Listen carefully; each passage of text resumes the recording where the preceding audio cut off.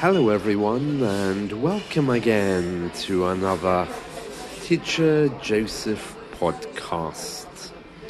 Well, I'm out and about today, sitting in a coffee shop quite close to home. Now, I'm going to describe it now, just so you can understand more about exactly where I am. Well, the first thing I can tell you is it's one of these coffee shops which is American and very informal. So we have chairs and seats, but they're not all around separate tables. They seem to be in no particular order. So it's one of these places where you could pull a chair from anywhere and sit on it without a table if the place gets really, really busy. Now, not a lot of thought has gone into the positioning of the tables and chairs. So sitting directly across from me, there's three other people. I'm sitting with my back to the window. The place is very transparent, and the people who are sitting across from me are not at the same table. There are a few tables back, but yet we have direct eye contact and views of each other. Behind them is the counter where people are ordering coffee. Now, I suppose the strange thing about this particular coffee shop is all of the baristas are wearing headsets, and they're clearly having conversations which are nothing to do with customers.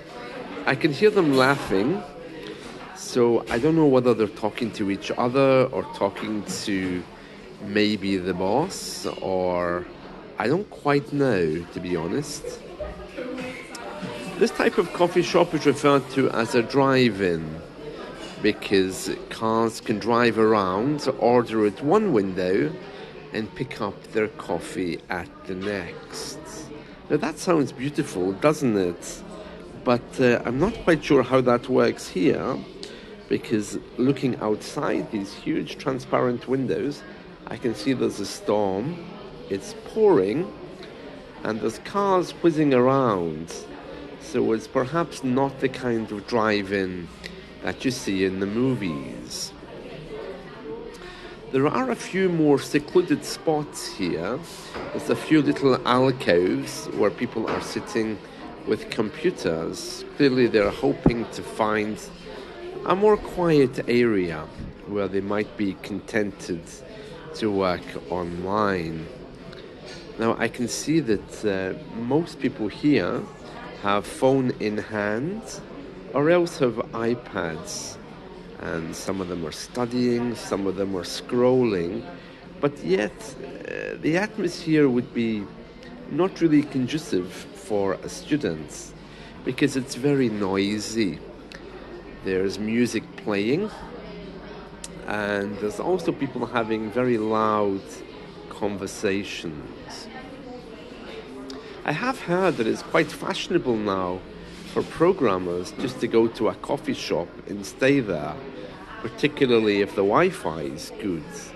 But I can't imagine people doing that here. Let me continue describing what I'm seeing.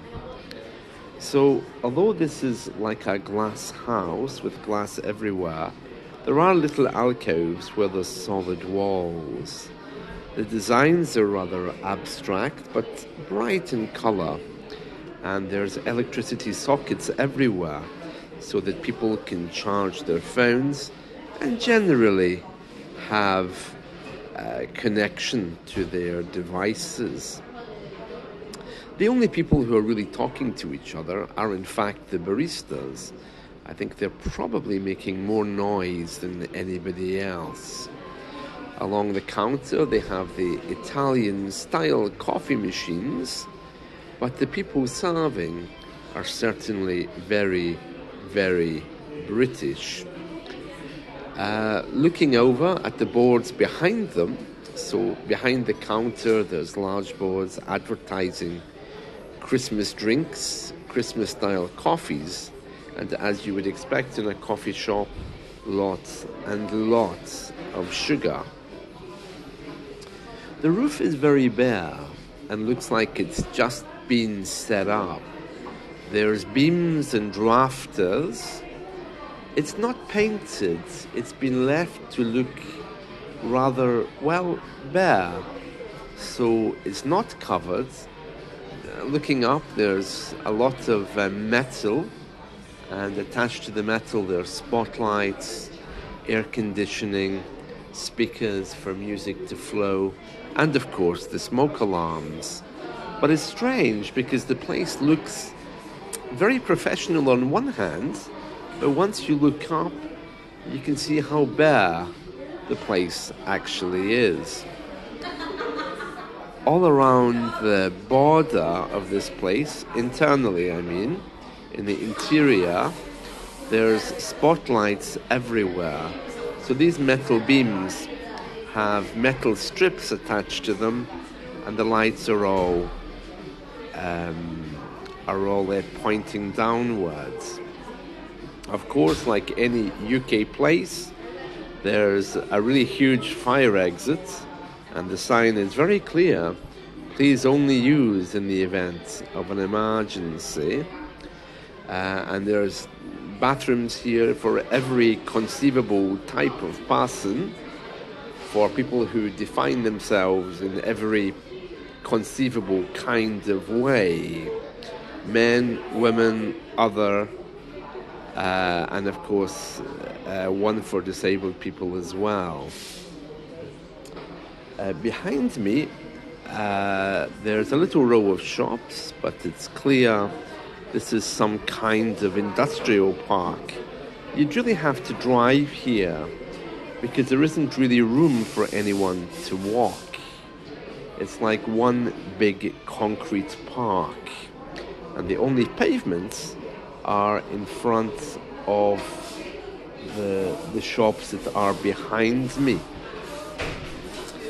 The feel here is certainly very American, and it's an American chain of coffee shop here, so that's probably why. The baristas seem very interested in everything that their colleagues are doing, but there's not a lot of interest really in the customers. Behind them I can see there's a window open where they are serving cars which are whizzing round, and the highlight on the counter are the different bottles of syrup. So I've described what you see inside this coffee shop. Now let me just begin to describe the feeling that I have. Well, the first feeling I have is it's big, okay? But I don't think it's the best use of space. There's a lot of empty spaces here with simply nothing in them. So I could describe it as being a little bit barren. Certainly there's lots of conversations taking place here, so I could describe it as being busy. I could describe it as being quite warm in some ways, particularly with the people, but outside of these small clusters of conversation, it has some kind of feeling that if they switched off the music, this place might actually just be reduced to a library. That is, if the baristas would shut up long enough. Because the bulk of the people here are on devices. The overall feeling of the place, I think I would have to describe it, as I've said a moment ago, as barren, with wasteful spaces. I could describe it as being bright because of the transparency of the windows, but I feel like I'm on display. Maybe I'm missing something here, but I would guess that people whizzing around here and waiting for a coffee might be eyeing up who's inside, perhaps for potential dates, or as a way of deciding whether they're going to enter. Other descriptions I could say, well, certainly it has very bright digital billboards which give a real feeling of modernity. But something's certainly being lost because, like most places here, where there's such a focus on technology, there's less focus on people socializing. And even those who are sitting next to each other, they're not talking, they're just playing on their laptops or texting their friends, which makes me wonder why they're actually meeting. Of course, it could be colleagues who are studying together. We all like to have study partners. Looking down at the floor, I'm reminded of how much I don't think this place is actually warm. Because looking at the floor, which is large grey tiles, I might as well be sitting in the lobby of a very cold office, be in a prison, or even in the bathroom, because there's no carpet and there's no sense of anything on the floor except these cold tiles. I suppose it makes it convenient for brushing, but clearly comfort is not something that they do well here. The seats are comfortable, but yeah, there's something quite missing. I think if perhaps they had some real flowers, I mean ones which were coming into bloom, or even some color on the tables, it might be a little bit better. But there's none of that here. They're simply plain brown tables, plain brown seats with a little bit of leather on them, and there's one bar which has tea and coffee on it, as well as the stirrers to stir your tea and coffee.